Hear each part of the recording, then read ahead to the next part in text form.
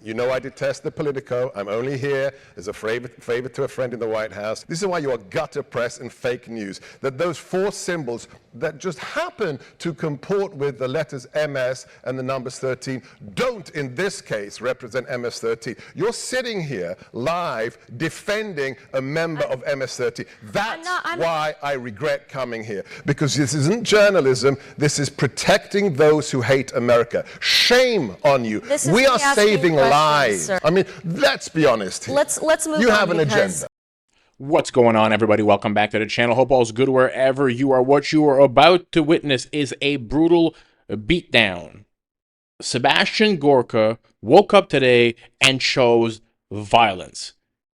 And Dasha Burns was the recipient of said violence. Fake news Politico got what they deserved today. Let's get to the first clip where they talk about the negotiations for the Ukraine. The war is still very much ongoing. People are dying. There's peace talks today in Istanbul. Should the president be there? You said yourself that there's only one man who can broker this deal, and it's President Trump. At the end of the day, the final settlement will see my boss, President Trump, in the room sealing the deal. Should he have been in the room today? No, because we need to have all the parties decide. One of the parties is missing, right? Well, so there's no point. President Putin would have gone if President Trump went. We need to make sure that there's no intransigence from all sides involved.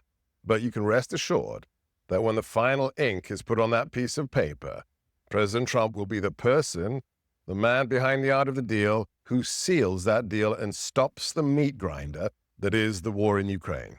Why has the president not met with President Putin, given he said today nothing's going to happen until Putin and I get together?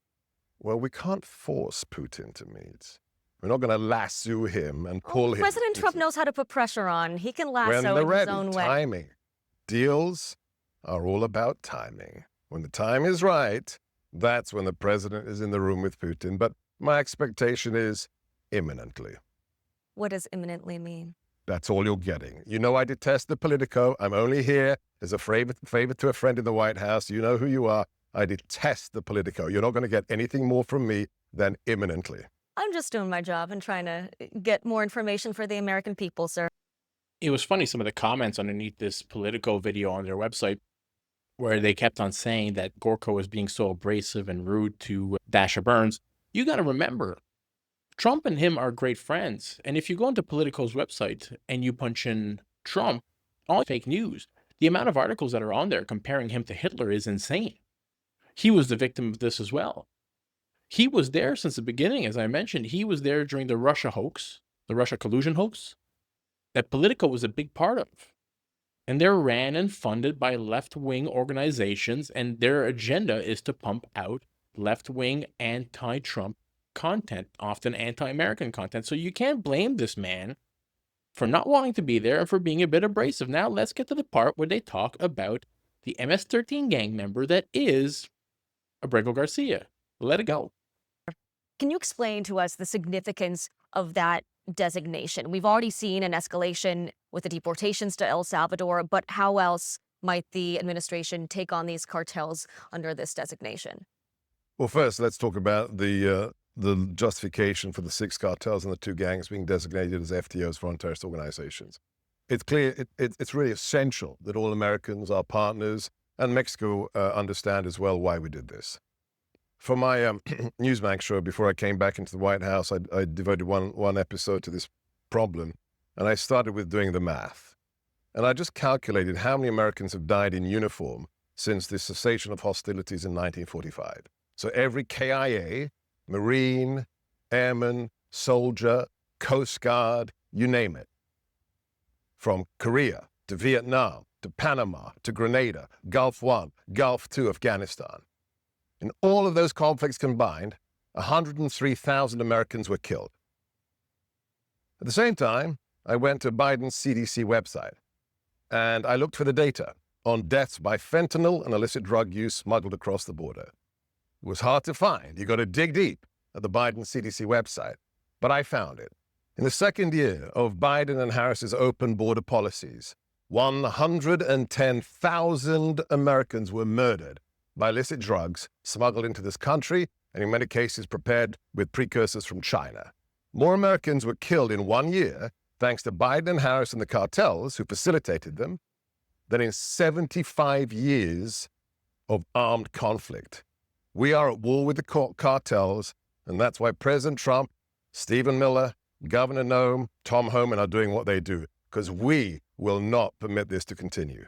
In the interest of speeding up deportations, which was a massive campaign promise from President Trump, he's done the border piece of it. Now it's the folks in the country.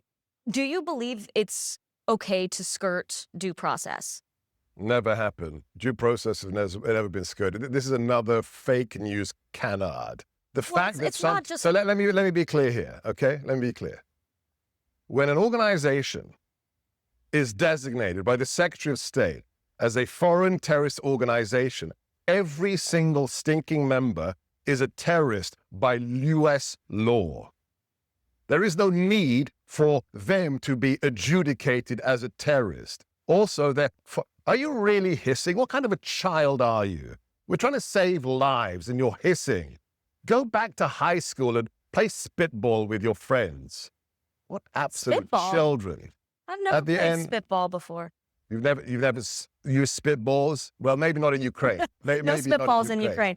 So the fact is, when you have people, I looked at Politico's coverage. Politico used the Maryland father fake news. Maryland father, twice adjudicated by an immigration judge to be here illegally and to be deported. An individual who's arrested on body cam footage, anyone watching right now can watch him being stopped by local police with 7 illegals in his vehicle and no driving license. An individual involved in human trafficking who beat his fiancée. And this is a Maryland father for Politico. You don't need and you don't get the due process if you're a member of a terrorist organization. Well, Next, you'll be saying, some judges, including those appointed by President Trump, disagree. Well, so what?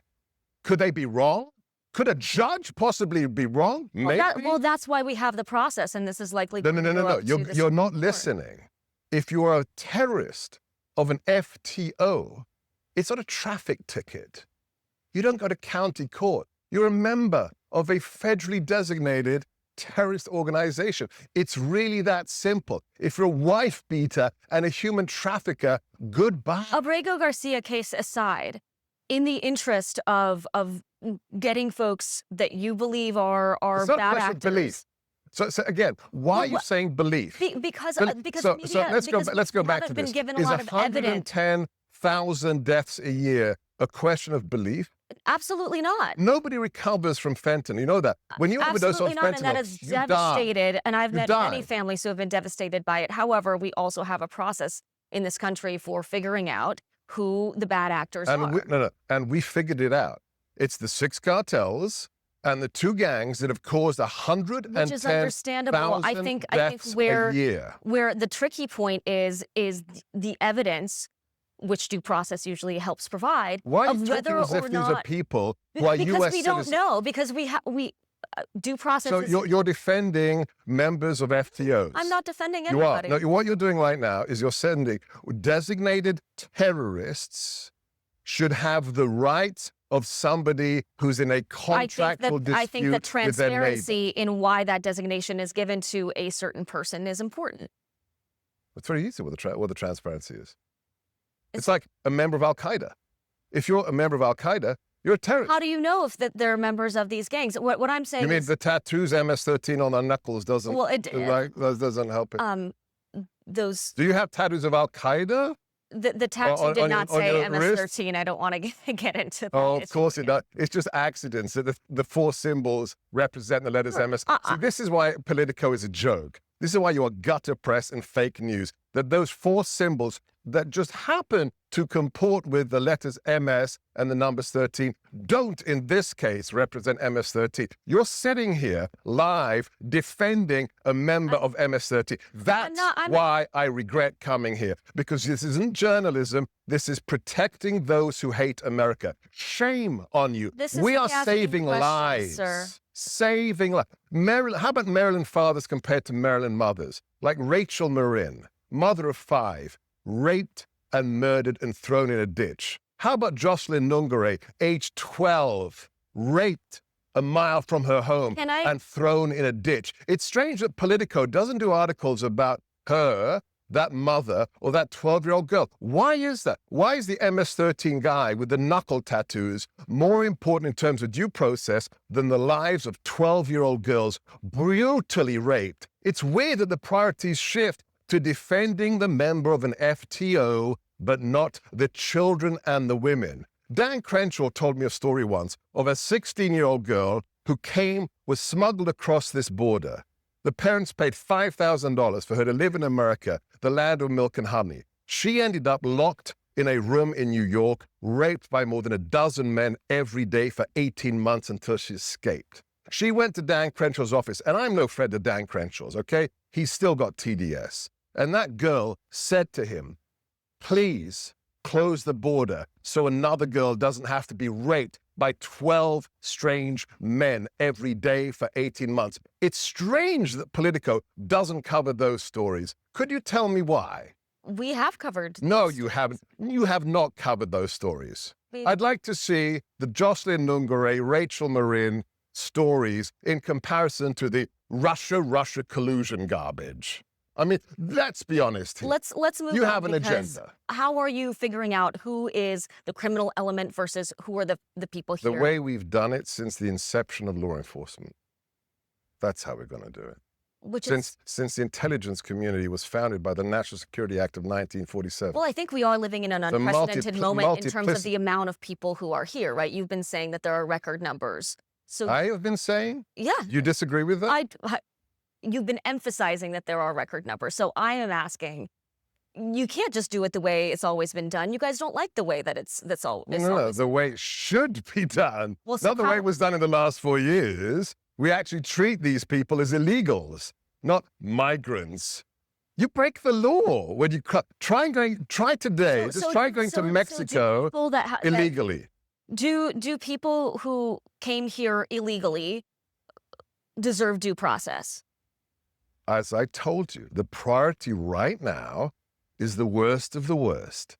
The members of the 6+2, the people who have proven criminal records, the people like Jocelyn Nungare's rapist and murderer, who are paroled by the Biden administration, who are paroled by the government in New York. Gorka's been there since the beginning with Trump. Funny enough, Obama and Hillary Clinton deported so many people, and you never hear about due process with them. Never.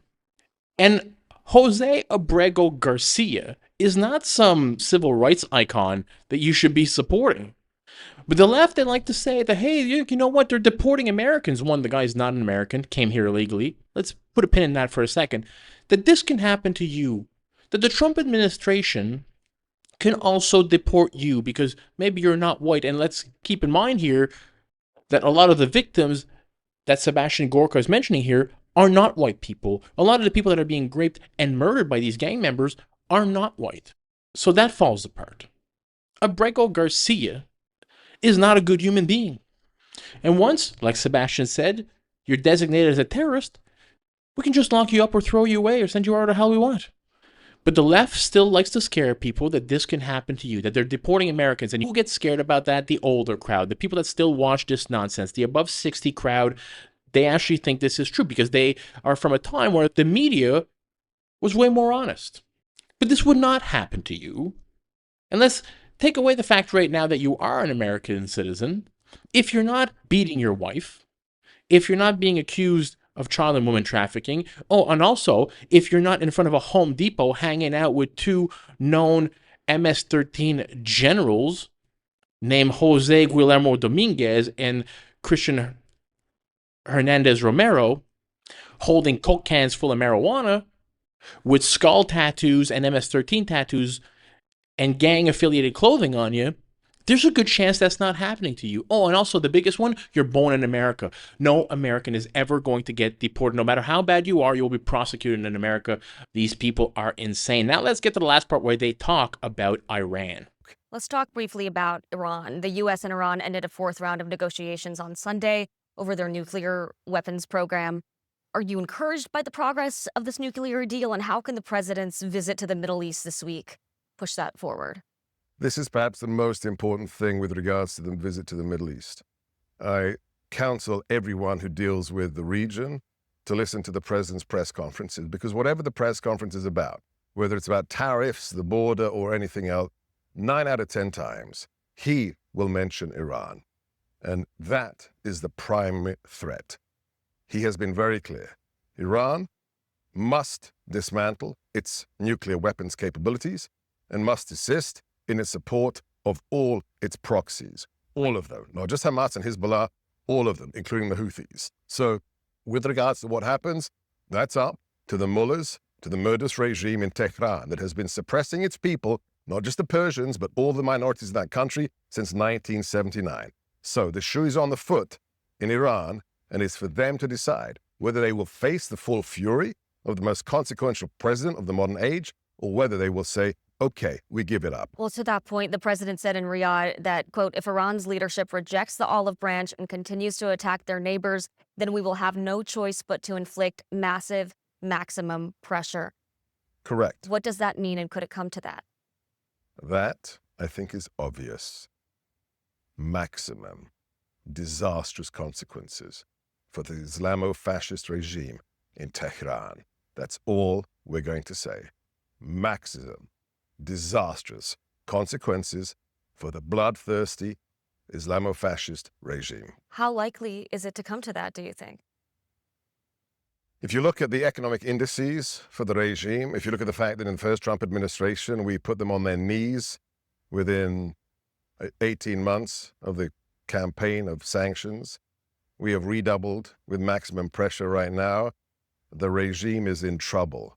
So there's only one logical decision they can make if they wish to save themselves and not to bring down the full force of President Trump and the mightiest war machine the world has ever seen. You know, Iran, how likely are they to be logical?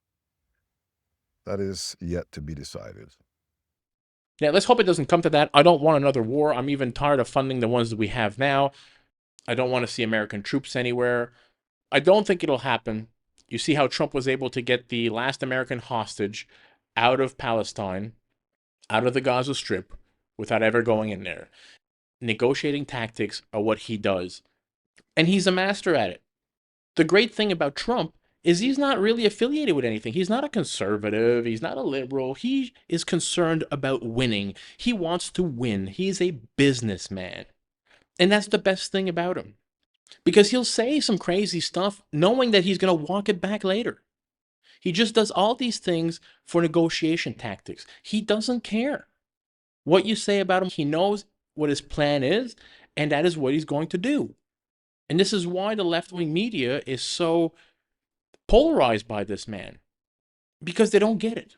This is great. Sebastian Gorka, Destroying Politico. Hope you enjoyed the video. Smash that thumbs up if you did. Catch you in the next one. Peace out, everybody.